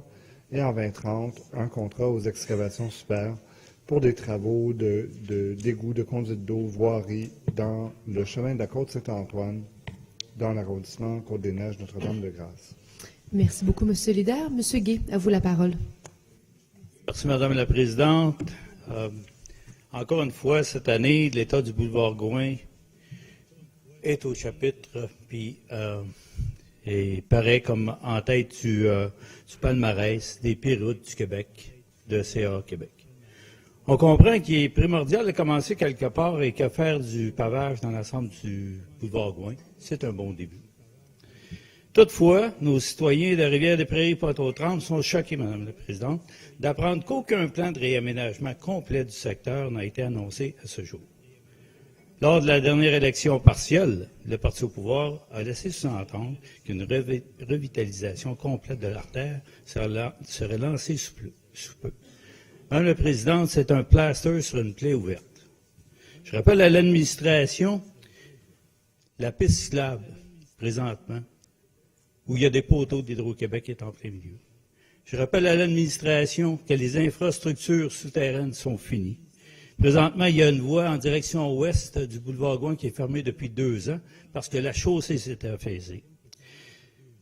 Madame la Présidente, oui, la chaussée routière sera en meilleur état, avec moins de nids de poules, mais ce n'est pas suffisant. Les travaux doivent être faits en profondeur, les infrastructures doivent être faites au complet. L'administration précédente avait dressé la table pour réaménager l'ensemble du boulevard Gouin. Nous avons notamment fait passer la compétence du projet vers l'administration centrale, puisqu'il était impossible, voire même impensable, de penser à pouvoir reconstruire le boulevard Gouin en arrondissement. C'est grâce à notre administration et nous pensions aller de l'avant pour des travaux majeurs. Malheureusement, avec cette administration-ci, nous avons reculé, car les travaux que vous voulez entreprendre ne sont que du resurfaçage, du patchage, contrairement à ce que nous avions planifié, des travaux en profondeur, comme le besoin l'exige. Au cours du dernier mandat, l'arrondissement Rivière-des-Prairies-Pointe-aux-Trembles a fait plusieurs consultations et réflexions avec les citoyens, de sorte que l'arrondissement a adopté en 2015 un plan directeur de revitalisation du boulevard Gouin. Pouvons-nous avoir aujourd'hui la confirmation que cette administration va suivre à la fois le plan de revitalisation du boulevard Gouin, est l'opinion des citoyens récoltée lors de la démarche et les avis des conseillers de l'arrondissement? Merci, Mme la Présidente. Merci beaucoup, M. Guay. La parole à M. le chef de l'opposition. Sur quel point? Ça commence sur le 20.27, Madame la Présidente. Ensuite, je vais parler sur le 20.30. Peut-être une petite clarification, mais je verrai sur un autre point. 20.27, c'est sur un contrat qui doit être octroyé à Aqua Rehab. L'enjeu que je veux soulever, c'est le même que j'ai soulevé plus tôt pendant ce conseil concernant l'accréditation AMF-AMP. On est dans une situation similaire où cette même firme s'est vue octroyer une accréditation qui a expiré en 2016 et depuis elle est en période de renouvellement. Donc elle a passé plus de temps en demande de renouvellement que le terme lui-même sur lequel on doit être octroyé. J'ai entendu la réponse de M. Doré, je la comprends également. Je comprends que ça dépend de l'AMP et pas de la Ville de Montréal. Je me demande si à un certain point on devrait considérer avoir plus que des discussions et des échanges avec Maître Galland sur cet enjeu-là pour pouvoir voir si on peut activer. Je sais que c'est une préoccupation de part et d'autre à cet égard-là. Ce que je pense peut-être ce qui est préoccupant, c'est que dans ce cas-ci, j'ai fait une vérification supplémentaire sans vouloir présumer de quoi que ce soit, sans vouloir avancer quoi que ce soit. Je vais être très clair là-dessus. Il y a eu des changements sur le registre des entreprises au mois de novembre dernier. L'actionnaire principal n'est plus administrateur. Ça pourrait ne rien dire, mais comme on sait qu'il y a un impact concernant si jamais il y a un changement sur l'accréditation ou sur l'ARENA. Donc, je me pose des questions. Je ne sais pas si l'administration est au courant de cas spécifiques concernant cette firme-là. Si ce n'est pas le cas, je m'attends à une réponse dans le même cas que ça a été plus tôt. 20.30 maintenant. C'est un contrat à excavation super pour des travaux d'égout d'aqueduc. Comme indiqué dans le sommaire décisionnel, c'est une firme qui est sur la liste de rendement insatisfaisante. Oui, je comprends ce qui va être dit. Elle a été insatisfaisante sur le déneigement. Et ça, c'est un contrat de travail et d'égout. Et même dans d'autres dossiers, bien qu'ils ne sont pas complétés, on est plus ou moins satisfait. Moi, je questionne la capacité des services de pouvoir prendre en considération des contrats qui ne sont pas pleinement complétés. Je pense que ça porte un préjudice potentiel. Et si ça change au cours du contrat actuel, encore une fois, on n'aura pas toutes les données. Mais je reviens sur le point de principe, et on a eu la chance au cours de la dernière année et demie de discuter longuement sur cet enjeu-là, sur le fait que si, de façon systématique, on octroie des contrats à des firmes qui sont sur la liste de rendement insatisfaisant, elle perd de sa valeur.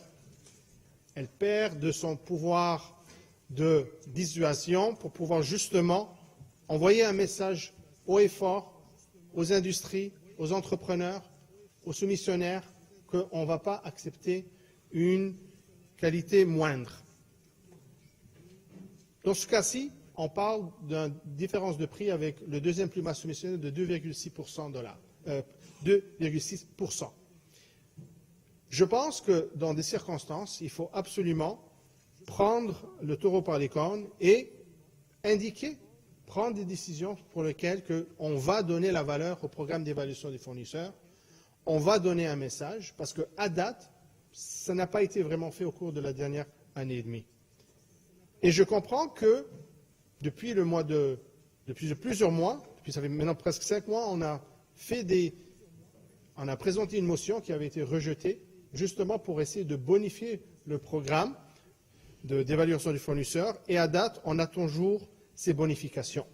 Donc, j'espère avoir un peu plus de réponses de la part de M. Ouellet, je présume, sur cet enjeu-là, hormis de dire ce qui est déjà dans le sommet décisionnel. Merci. Merci beaucoup, M. le chef de l'opposition. M. Ouellet, à vous la parole. Merci, Madame la Présidente. Donc, en droit de réplique, il y a différentes interventions. Donc, il y avait le 2027, il y avait le 2029 et le 2030. Alors, premièrement, on va y aller avec sur le 2030.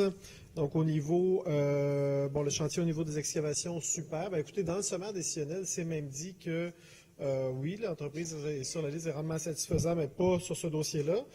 Et là, je vous le cite, ce projet, donc là, Excavation Super est sur un autre projet présentement. Ce projet d'accord de réalisation est complété à 90 %. À ce jour, le rendement de l'entrepreneur est satisfaisant. Donc, je veux dire, il n'y a rien qui nous indique que, dans ce cas-ci, les Excavations Super feraient un mauvais travail. Et ça vaut être 2,6 %, mais c'est quand même 2,6 % au niveau des Montréalais en termes d'économie, en termes de coûts. L'autre chose, vous dites, mais on ne l'a pas utilisé, la liste de rendements satisfaisants. Mais écoutez, c'est tout à fait inexact. Je crois que c'était au dernier conseil pour un chemin de détour relié au chantier de Servet-Pineuf, donc un chemin qui donnait sur le pourtour de l'ancienne carrière Francon. Et dans ce cas-ci, on a utilisé le deuxième soumissionnaire conforme, parce que le premier était sur la liste des rendements insatisfaisants. Et là, dans ce cas-ci, c'était davantage dans le même domaine pourquoi il avait été mis sur la liste. Il y avait une différence de prix, donc on a décidé d'aller. Donc, c'est complètement inexact de dire qu'on n'utilise jamais nos pouvoirs, mais évidemment, on les utilise de façon intelligente, c'est-à-dire qu'on regarde pourquoi ils ont été mis sur la liste, est-ce qu'ils sont améliorés depuis, et surtout, est-ce qu'on aurait un préjudice pour les Montréalais de payer inutilement plus cher en allant au deuxième soumissionnaire si on n'a pas de raison valable. Si on prend toujours en droit de réplique sur le 2027, bien écoutez, on vous entend au niveau du RENA, etc. Donc oui, il y a des démarches qui ont été faites. Nous aussi, ce n'est pas une situation qui nous plaît, où on est confortable. On aimerait bien que Maître Galland, donc l'ancien inspecteur général, puisse également nous revenir plus rapidement, donc avec son organisation, avec des délais plus courts au niveau soit du renouvellement ou de l'inscription au niveau des entreprises. Mais écoutez, on partage le point, mais écoutez, ce n'est pas de juridiction de la Ville de Montréal. On doit se soumettre à ce cadre-là et on le suit à la lettre. Sinon, le dernier droit de réplique, c'était pour le PCPR Hervé-Lepri, Pointe-aux-Trembles, donc 2029. Je ne comprends pas l'intervention de M. Gay.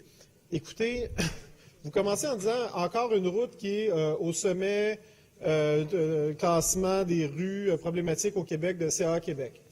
Depuis quelques années, on le sait, mais c'était là depuis plusieurs années. Quand c'était l'ancienne administration, vous n'avez rien fait. Je veux dire, pas de PCPR, pas de PRR. Oui, il y a une consultation. En effet, il y a un beau document. C'est oui, allez-y. Madame Descaries. Je ne sais pas pourquoi toujours l'administration fait toujours fi qu'il ne s'est rien passé pendant que l'administration précédente était là, alors que c'est l'administration précédente qui a fait en sorte... Madame Descaries, juste m'assurer de bien comprendre, c'est quoi votre point de privilège? C'est justement pour remettre les choses au point pour le point 20.29. Alors que... Je m'excuse, Mme Descaries, mais ce n'est pas un point de privilège. Écoutez, je vais laisser M. Ouellet poursuivre son intervention. Ce que je disais, c'est, écoutez, ce n'est pas la première année que le boulevard Gouin est sur ce palmarès. Il n'y a eu pas d'action qui a été faite pour essayer de corriger à court terme au niveau de la rue. On arrive en poste et très rapidement, ce qu'on décide de faire, c'est de repaver la rue. Et ce n'est pas une opération cosmétique, loin de là. Donc, c'est vraiment un repavage complet, donc qui va durer une bonne décennie. Ça inclut également la piste cyclable qui est en prolongation de la rue dans la majorité des endroits à cet endroit-là. Ça inclut aussi la réparation du ponceau qui force une circulation en alternance présentement. Donc là, c'est à peu près la moitié du boulevard Gouin. L'objectif, c'est de faire la partie ouest l'année prochaine.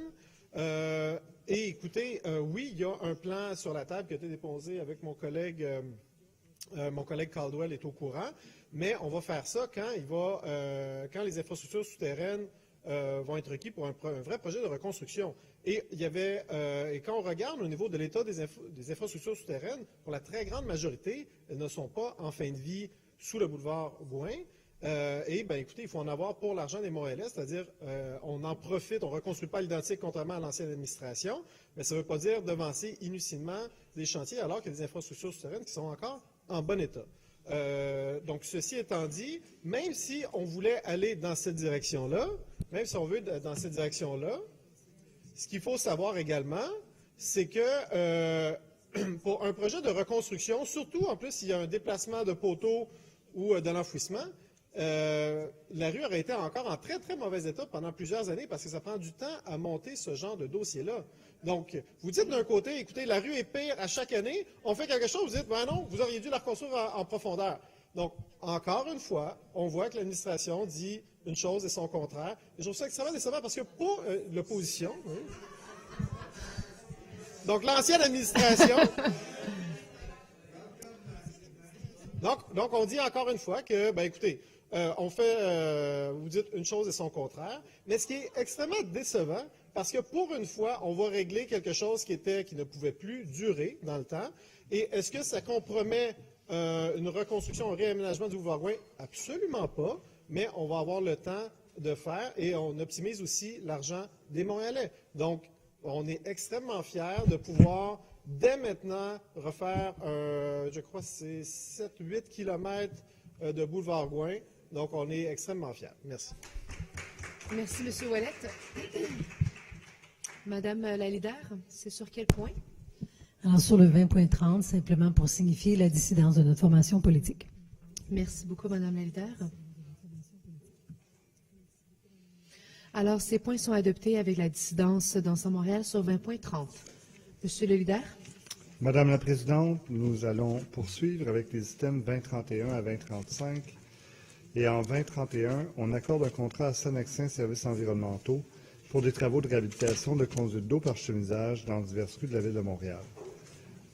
En 2032, on autorise une dépense additionnelle de 160 082 $ pour réaliser des travaux sur le réseau câblé dans le cadre du projet de conversion de la rue de Légaré. En 2033, on accorde un contrat à Procova pour des travaux de réfection des serres Louis Dupire au Jardin botanique de Montréal.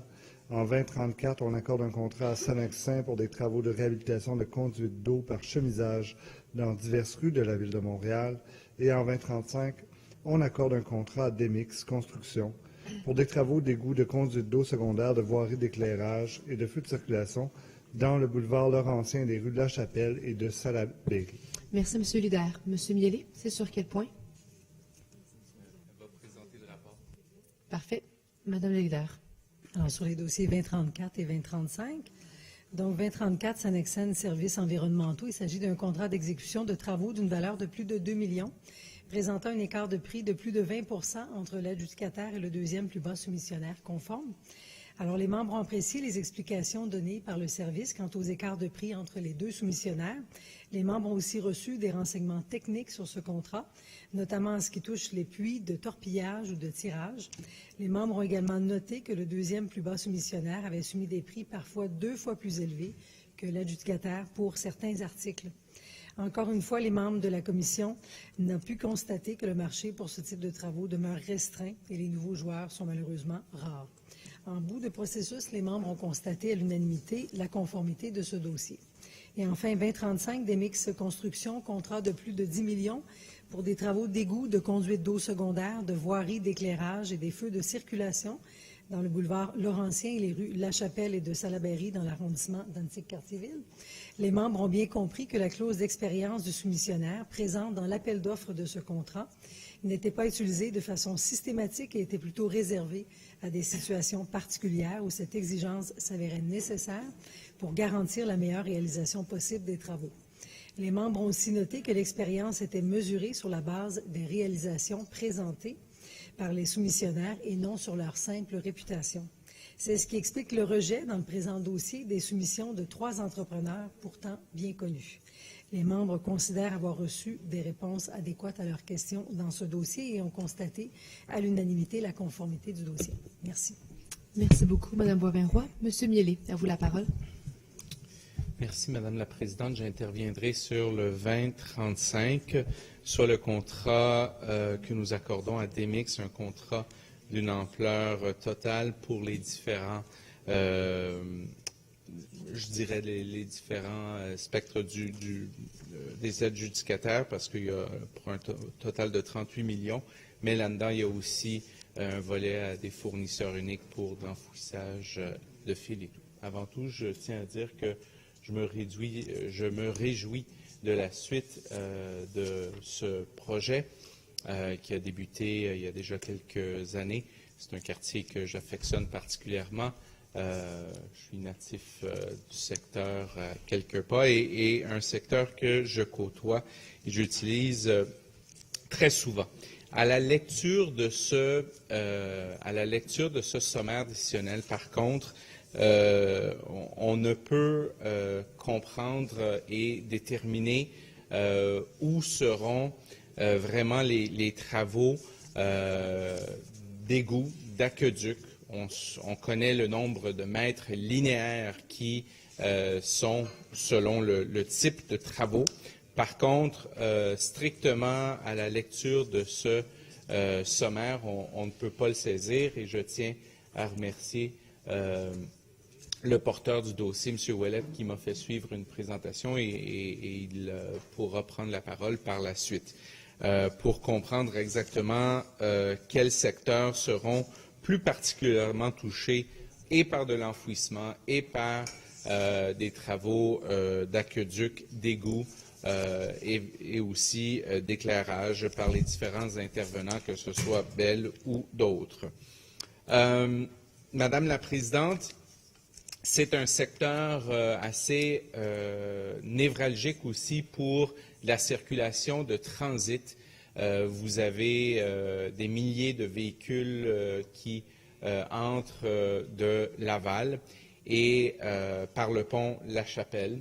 Il y aura énormément de mesures de mitigation et je tiens à mentionner que malheureusement, l'arrondissement Saint-Laurent qui se trouve, un secteur de l'arrondissement Saint-Laurent qui se trouve vraiment au milieu de ces travaux, parce que Saint-Laurent a également une section au nord d'Henri Bourassa, limitée par ces travaux entre le boulevard Keller et la limite nord de l'arrondissement.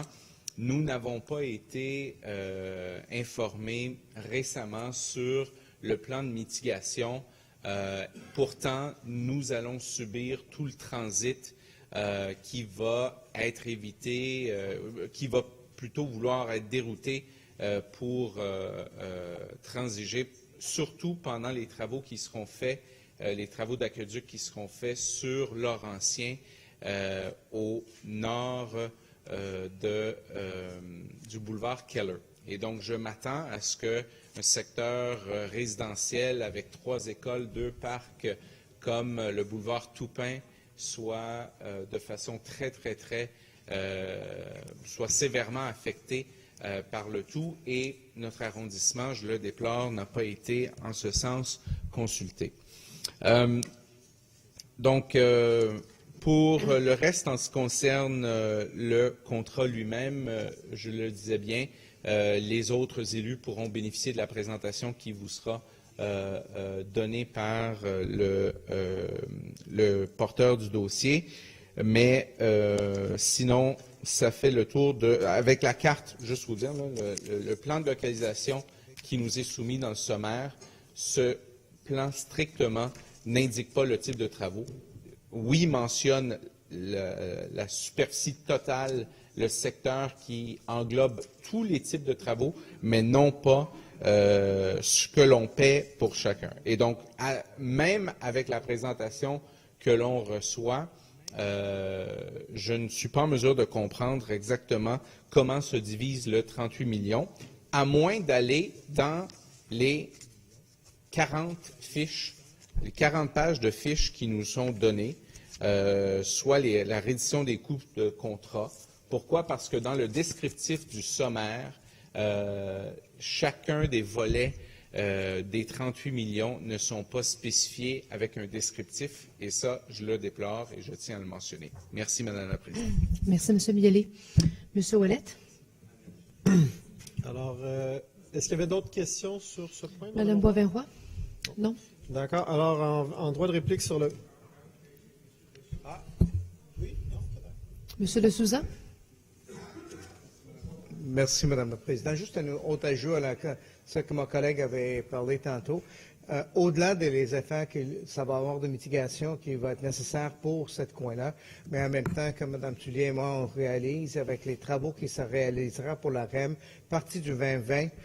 Caldwell est aussi conscient de ça, il y aura des impacts majeurs pour cette intersection. La REM va faire du sort qu'à la station Bois-Franc, à cette même intersection du REM et Marcel Laurentien, va avoir des besoins de transporter par navette les gens vers Côte-Vertu. Donc, sud, dans Henri-Bourassa, sud de la station REM, il y aura énormément du trafic et puis bouleversement. Nord, et aussi dans cette intersection, il y aura des travaux qui se réaliseront. Ça, c'est un projet parmi plusieurs d'autres couches qui s'ajoutent. Et toujours, ça arrive dans la même année, l'année 2020. Donc, 2019 et 2020. Donc, je pense que ça va être, ça risque d'être assez problématique. Et puis, on souhaitera bien de rassurer que vous avez un plan de match de mitigation qui est non seulement pour l'octroi du contrat et la réalisation du contrat, mais tient compte tous les autres morceaux aussi pour qu'il n'y ait pas un accumul des effets. Merci, Madame le Président. Merci, M. de Souza. Alors, M. Ouellet? Ou sinon... Madame la Présidente, je propose, étant donné l'heure, de peut-être ajourner à ce moment-ci, surtout que j'ai une mini-annonce de 30 secondes à faire qui va remplir le temps qui nous reste. Concernant l'item 404 qui a été reporté plus loin dans l'ordre du jour, il y a représentation des services demain matin à 9 h à l'Hôtel de Ville. Vous avez reçu l'invitation par courriel. Alors, ceux qui s'intéressent à la salle Peter McGill. Alors, pour ceux qui s'intéressent, il y a représentation complète des services sur le point. Ça permettra, éventuellement, quand on le ramènera à l'ordre du jour, d'avoir une discussion plus éclairée. Excellent. Merci beaucoup. Madame la leader? Oui, justement, c'était sur ce point. Je m'excuse, on n'a pas encore terminé. Madame la leader? Mon nom était au tableau, justement, pour le point 4.04. Donc, on comprend du geste de l'administration que vous êtes d'accord que le dossier, en fait, la note explicative qui est au dossier requiert une bonification avec une présentation. Maintenant, nous vous avions fait tout à l'heure, lorsque vous avez reporté le point, une demande d'un comité plénier en séance de conseil. Et là, on arrive avec, dans les dernières heures, une séance d'information à 9 h demain matin. Moi, je reçois des courriels de mes gens à l'effet que malheureusement, plusieurs d'entre eux ne sont pas disponibles. Alors, on est convoqué à moins de 12 heures. Donc, j'aimerais que l'administration reconsidère notre demande d'un comité plénier. Voilà. Alors, il y a que la conciliation au travail-famille, évidemment. Donc, il est déjà 10 heures ce soir. Monsieur le leader? Madame la Présidente, sur cette question-là, je comprends que 100% des membres ne peuvent pas être d'accord. J'imagine qu'ils ne peuvent pas être présents demain matin, à moins d'avis. Moi, je voudrais quand même remercier les services de s'être rendus disponibles à aussi peu d'avis pour donner une présentation à 9 h du matin. Je signale qu'à une époque, ces présentations-là étaient offertes de manière très systématique aux membres de l'AGLO et presque jamais aux membres du conseil municipal, et que quand il y a des questions qui sont posées par l'opposition concernant des éclaircissements, c'est devenu pratique courante que de l'offrir. Je comprends que l'opposition souhaiterait davantage, soit une plénière ici. Ce n'est pas la volonté de l'administration. Alors, nous avons offert une séance d'information demain 9 h. Pour l'instant, le point n'est pas ramené à l'ordre du jour. Quand il le sera, libre à vous de faire une demande de plénière, mais je ne crois pas que l'administration va acquiescer en ce sens.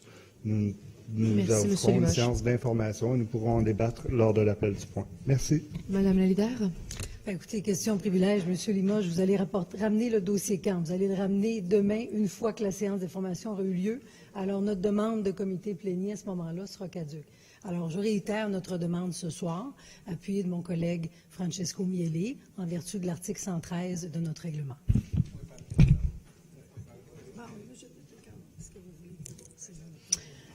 Monsieur le leader? Oui. Parfait. Non, exactement. Alors, le point n'est pas appelé. On se retrouve demain à 9 h 30. Merci. Merci, bonne soirée.